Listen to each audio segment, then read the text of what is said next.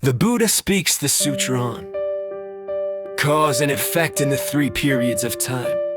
At that time, Ananda was on Magic Mountain together with 1250 in the assembly, and Ananda made obeisance with his palms together, circumambulated the Buddha 3 times, and knelt with his palms joined.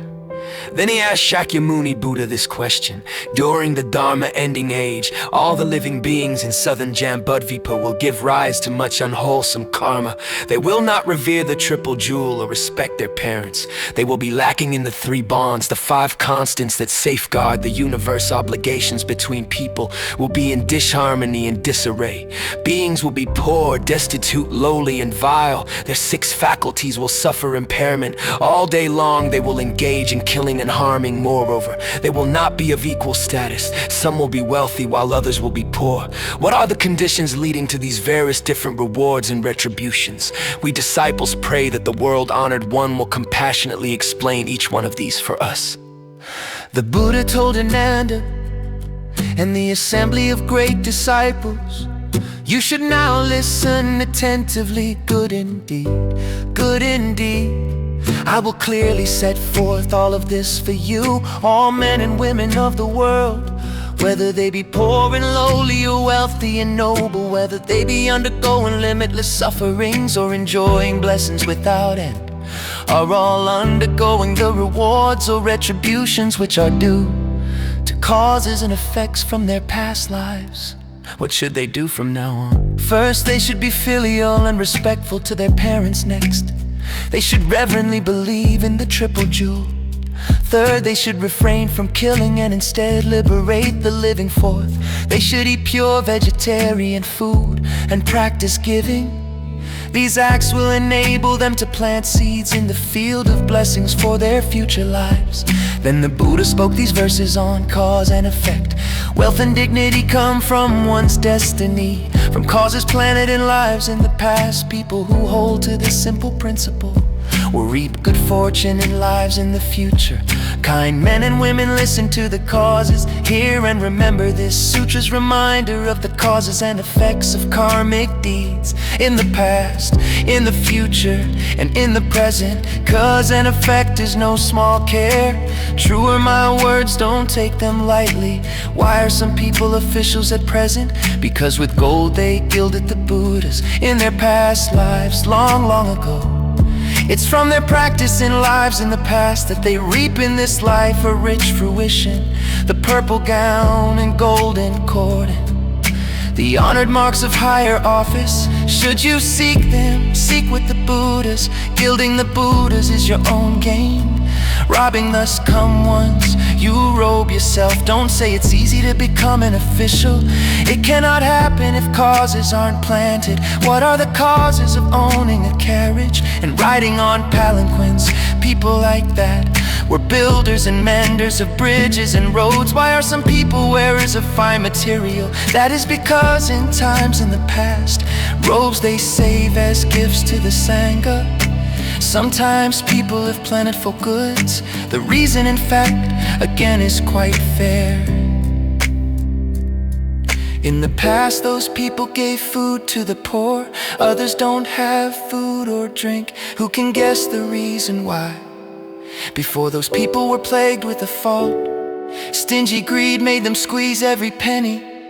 The well-to-do among us dwell in very tall mansions and vast estates. The reason is they gladly gave rice, lavishing gifts of grain on monasteries. Enjoying blessings and justly prosperous are people who reap a fitting reward. In times now past they helped build temples and saw that the Sangha had huts and shelters. Some people's features are fine and perfect.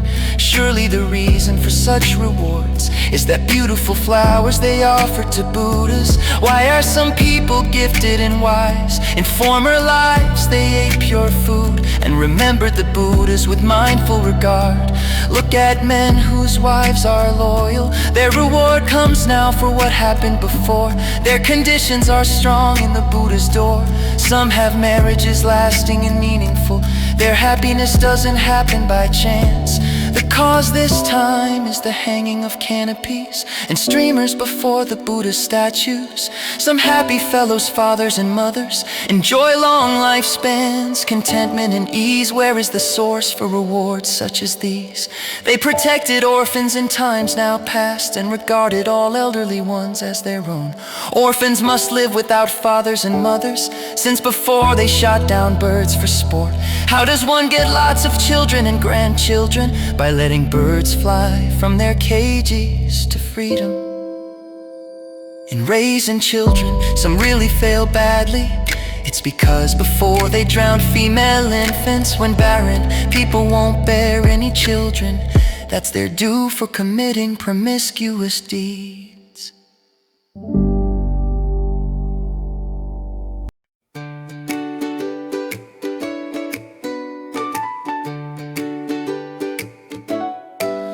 Some have long lifespans, why are they lucky? Liberating creatures, they ransomed lives. Have you seen how many suffer short lifespans? Their wanton slaughter of beings is why.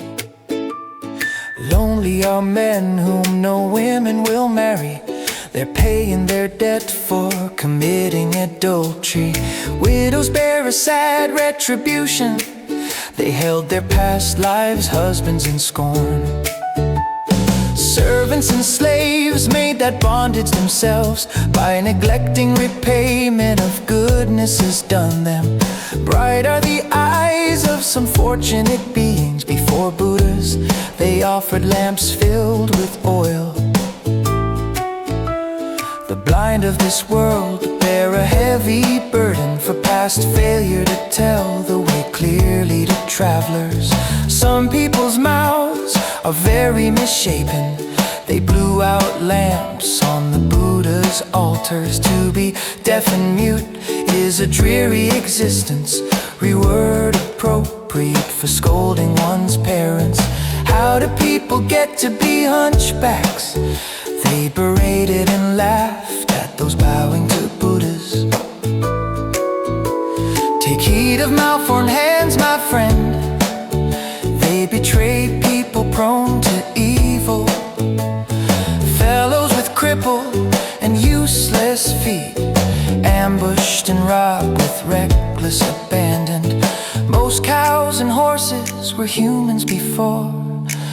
People who didn't settle their debts. Many former people are now pigs or dogs because they injured and cheated others.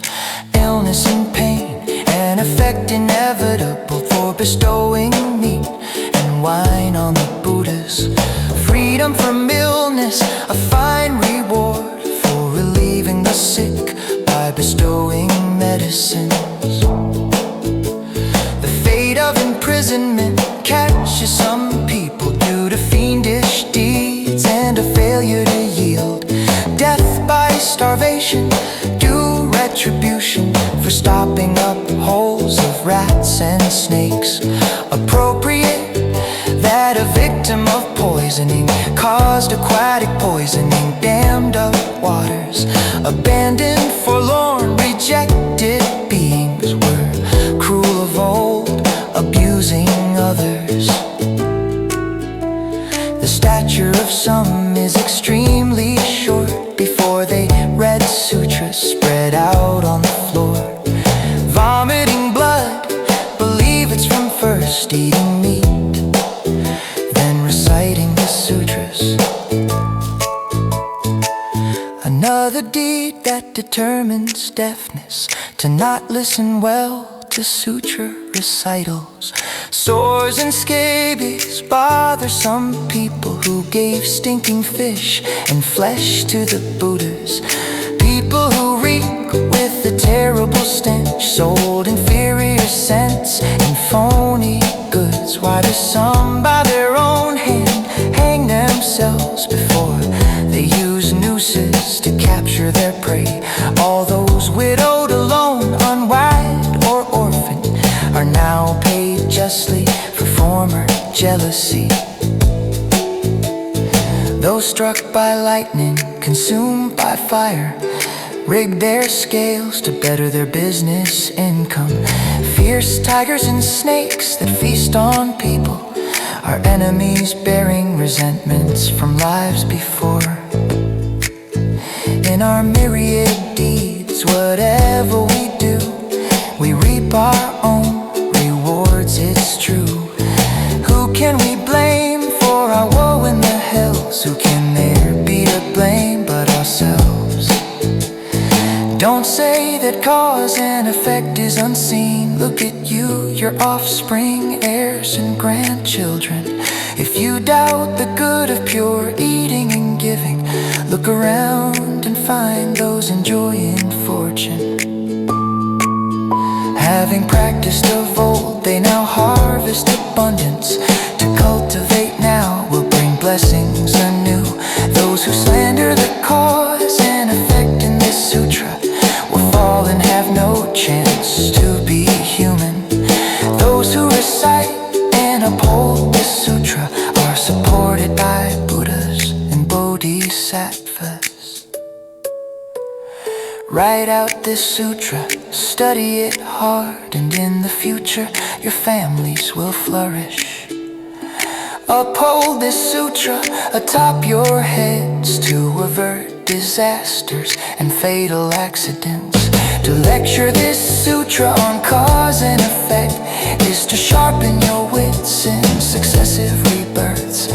Chanting this sutra on cause and effect will make one revered, well regarded by all. Print and distribute this precious sutra and reap rebirth as a ruler or king. To verify former cause and effect, regard Mahakashyapa's golden body. A case of future cause and effect. Ikshu, good star, slandered the Dharma and lost his chance for human life. If cause and effect contain no truth, why did Maudgaliana seek to rescue his mother from the hells, to save her from suffering? Those who trust the words of this sutra as true will all be reborn in the western land of bliss. To speak of present cause and effect, to proclaim future and past as well, is a deed that could never be done to its end.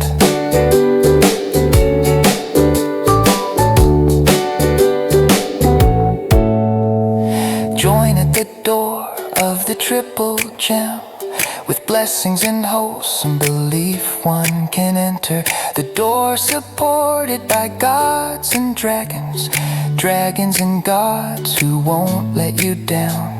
For every part of giving you practice, you'll reap 10,000 parts reward. Such blessings are stored in a solid treasury for enjoyment in future rebirths without end. If you care to know of past lives' causes, look at rewards you are reaping today. If you wish to find out about future lives, you need but notice what you're doing right now.